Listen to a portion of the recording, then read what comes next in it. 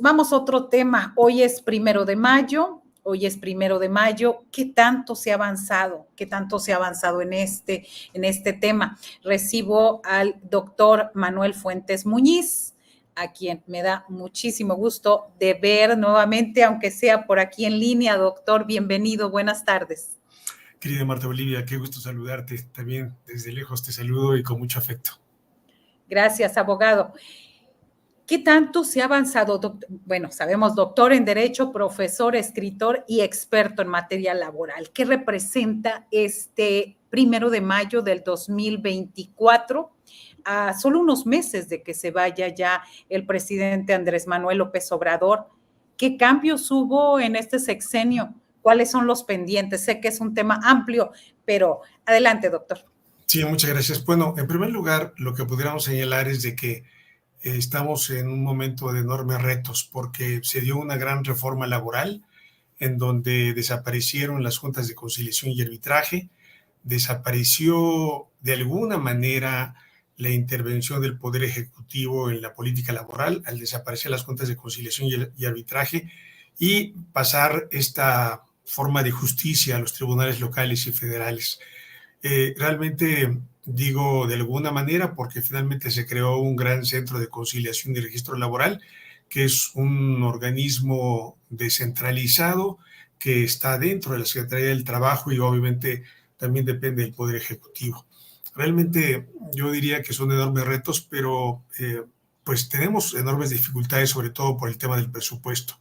Los tribunales locales como federales ahora están pues llenos de expedientes.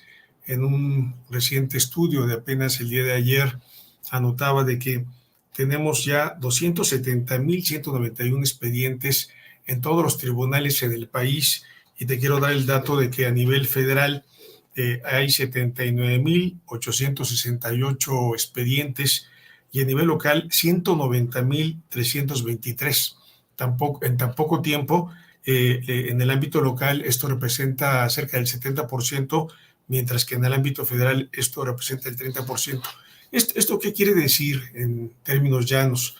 Cuando se da la reforma laboral y las juntas de conciliación y arbitraje dejan de atender los casos, se quedan con cerca de 1 millón de expedientes. Y obviamente esto plantea un escenario muy complicado porque les empiezan a reducir presupuesto, empiezan a despedir personal de las juntas de conciliación y arbitraje, y este millón de expedientes repartido en todo el país obviamente representa un problema muy serio que también depende de la reforma laboral, porque no se puede abandonar estos tribunales así nada más porque sí, y este es un gran tema, la falta de presupuesto. Pero por otro lado, nacen juzgados laborales con una gran expectativa en el que ya se aleja de los temas fundamentales el presidente de la República en temas judiciales, pero nos vamos encontrando que con el paso del tiempo, poco a poco, los juzgados se han estado llenando de expedientes y nos encontramos en una situación ya casi muy parecida a las que tenían las juntas de conciliación y arbitraje. Quisiera comentar que, por ejemplo, en la Ciudad de México, que es uno de los lugares de mayor concentración en el país, en donde pues solamente hay 9 jueces, un trabajador presenta una demanda y a veces llegan a pasar 5, 6, 7 meses. La semana pasada hablaba incluso con un juez y me decía, no, hay casos en los cuales hasta 1 año para que se le pueda dar trámite a una demanda laboral. Obviamente estos datos son muy graves porque finalmente lo que se buscaba en la reforma laboral era que hubiera prontitud en la resolución de los casos. Pero lo que ha ocurrido es que conforme ha pasado el tiempo, el presupuesto que se diseñó para esta reforma laboral quedó congelado y cada vez ha quedado en un nivel mucho más complicado, sobre todo en el ámbito de los gobiernos de los estados, que son quienes cargan este tipo de escenarios. Eso por un lado. El tema de la justicia laboral se encuentra en graves aprietos, sobre todo porque los juicios laborales ya no están caminando como se había diseñado. Un segundo aspecto es el tema de lo que tiene que ver con los trabajadores, sus organizaciones sindicales y demás. Y hay datos que me llaman mucho la atención y sobre todo es importante que vayamos viendo cuando llegó este gobierno. Estamos hablando de 2019, 2018, 2019.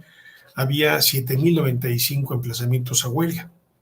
Después, en 2020, se redujeron a 5.680, en 2021, 4.407, en 2022, 1.597, y apenas en el año 2023 llegamos a 893 emplazamientos a huelga. ¿Esto qué quiere decir en términos llanos? Que finalmente el número de emplazamientos a huelga para efectos de revisar salarios, prestaciones, para mejores condiciones, ha bajado de un nivel excepcional.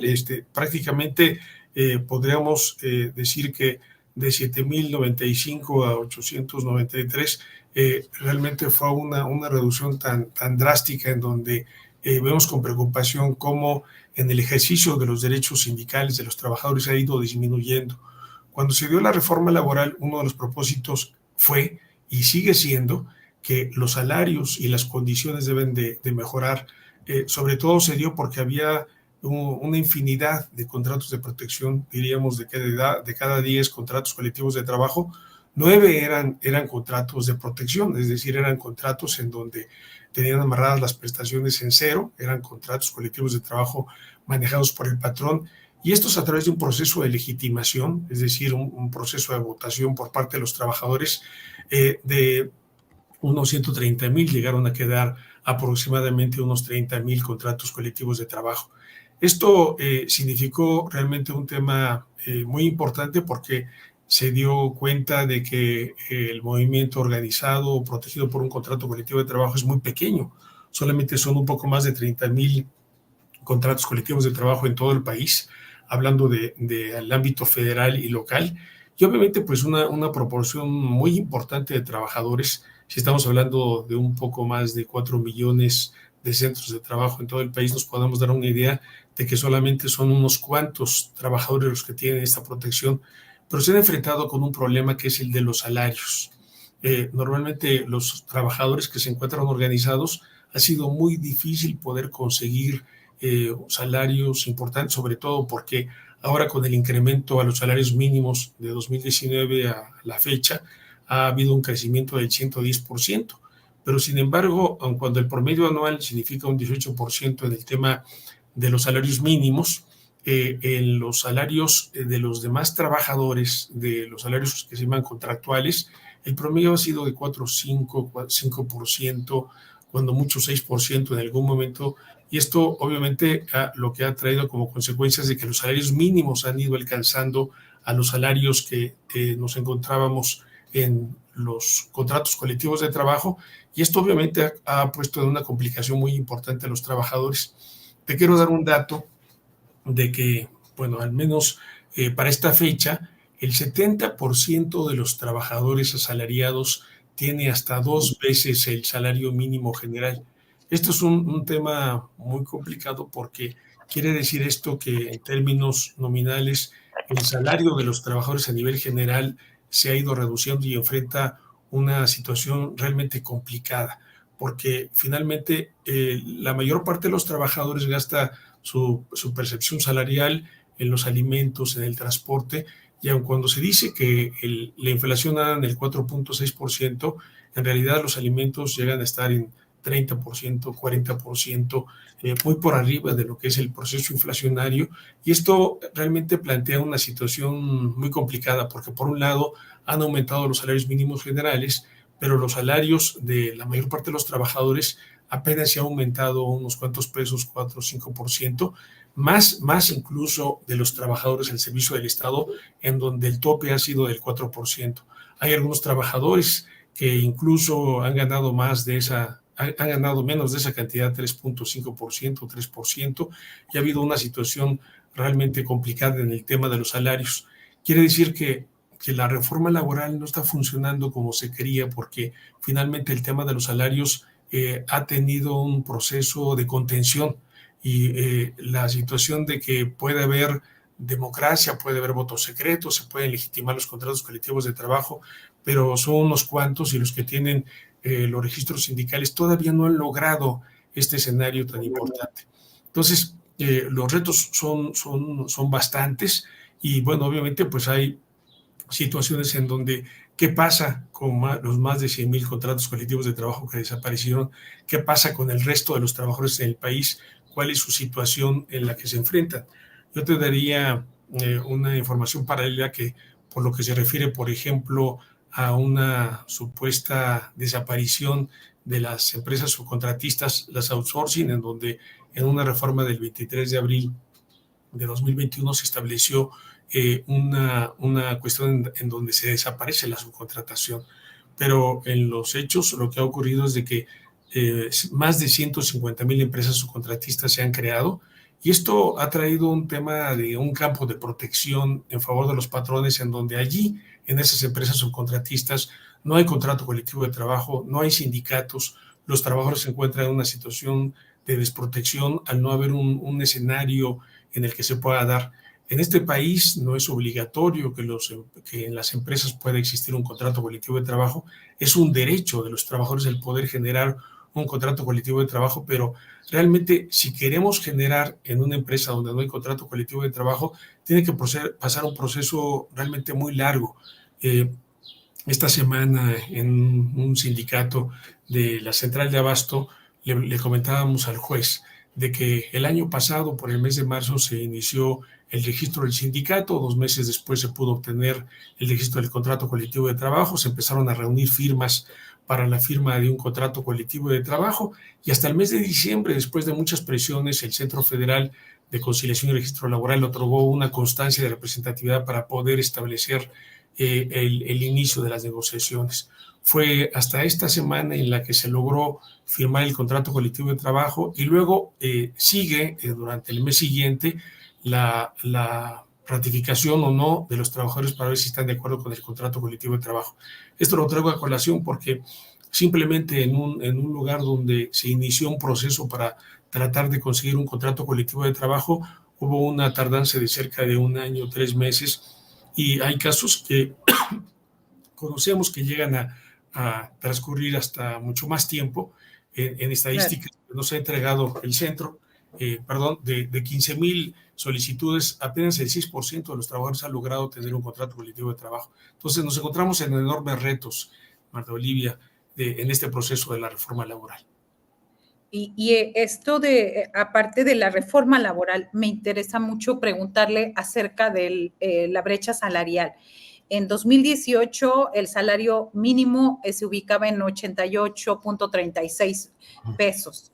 Para el 2023 ya había subido a 207.44. ¿Eso ha sido un beneficio real o ha sido qué ha representado para los trabajadores, abogado? Sí. Bueno, es que en realidad dijéramos en el espectro de los trabajadores, quienes tienen un salario mínimo aproximadamente son 500,000 de trabajadores.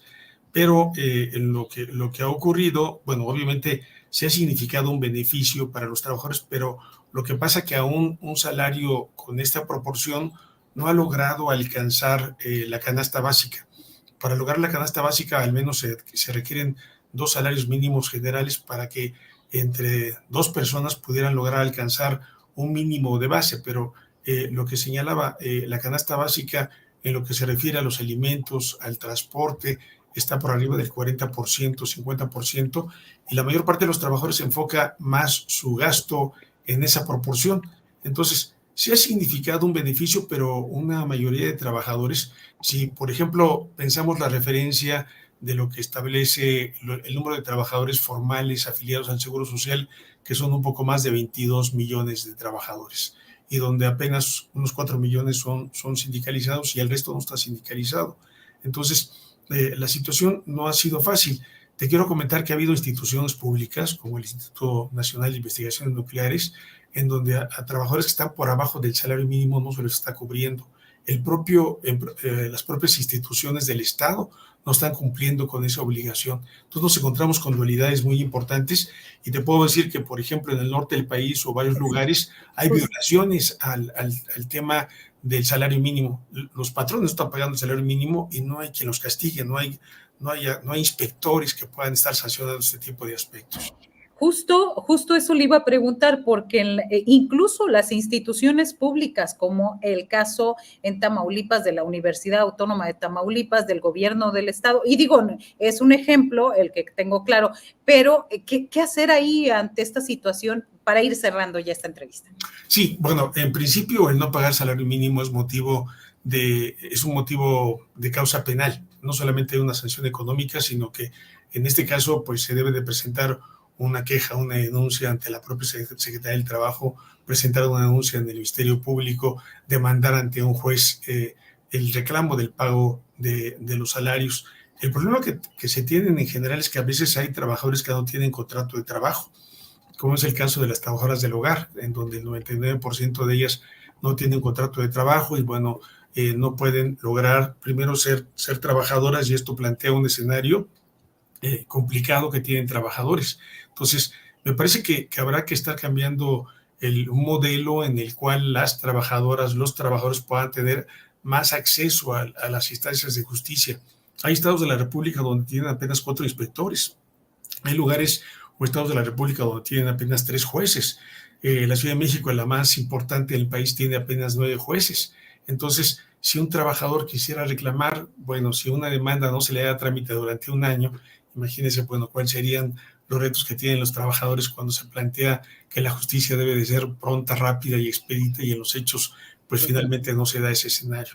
Lo importante es que la gente conozca sus derechos, que se organice, que esto plantee un escenario de que puedan ellos estar planteando la defensa de sus derechos individuales, de sus condiciones de trabajo, lograr organizarse en sindicatos, tener sus contratos colectivos de trabajo, es decir, no depender del Estado, sino lograr que ellos organizados puedan lograr que haya una defensa en cuanto a sus derechos laborales. El principal reto, en pocas palabras, el principal reto para el próximo gobierno en materia laboral. Pues a mí me parece que es incluir en las mesas de diálogo a los trabajadores, poder lograr que todos los escenarios que tengan que ver con el tema de los salarios y las condiciones de trabajo puedan estar los trabajadores en mesas junto con el gobierno tratando temas fundamentales. Te quiero decir, como por ejemplo esta reforma de pensiones, no fueron consultados los trabajadores. Ha habido realmente importantes proyectos en donde no se convida a los trabajadores en la mesa del gobierno.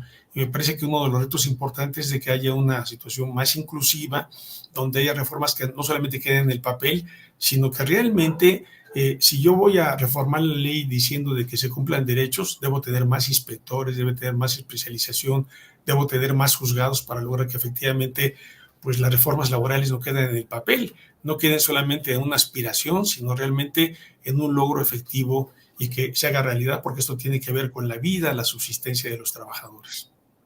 Pues yo le agradezco mucho al doctor Manuel Fuentes Muñiz estar aquí, compartir con nosotros todo esto, que tanto se ha avanzado, que la reforma laboral, los salarios mínimos, también pues salarios y demás.